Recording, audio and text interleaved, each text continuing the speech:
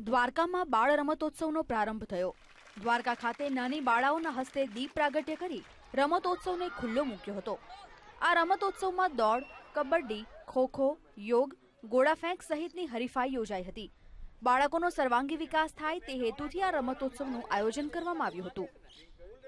प्रथम नंबर जे टीम में आवशे कबड्डी में दौड़ में खोखो में ते अँ नाना पछीना जिला कक्षाना रमतोत्सव में भाग लेवा जाशे। त्यां जो एनो नंबर आवशे तो राज्य कक्षाए द्वारका तालुकानुं प्रतिनिधित्व करवा जाशे अने कुल अहींया 673 बाळको भाग लई रहेला छे। ने विशेषनी वात तो ए छे के अहींया शिक्षको अने शिक्षिका बहेनो जे छे तेमनो पण रमतोत्सव राखवामां आवेलो छे। बाळको आ रमतोत्सवथी भारे उत्साहमां जणाता हता अने मन मूकीने विविध रमतोमां पोतानुं कौवत दर्शाव्युं हतुं। रमतोत्सवमां 56 स्पर्धको जिल्ला कक्षाए दावेदारी नोंधावी हती तो 92 शाळाना बाळकोए तालुका स्तरे भाग लेवानी उत्सुकता दर्शावी हती।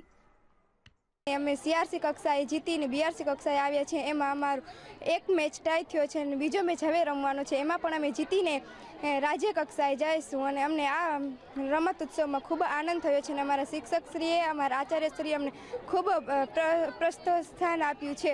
अमने खूब ज आनंदनी अनुभूति छे के अमे अहींया तालुका कक्षा सुधी पहोंच्या छे ने अहींयाथी पण जीतीने अमे खोखोनी टीममां जीतीने राज्य कक्षा सुधी जईशुं अने अमारी शाळानुं शिक्षकोनुं नाम रोशन करूं।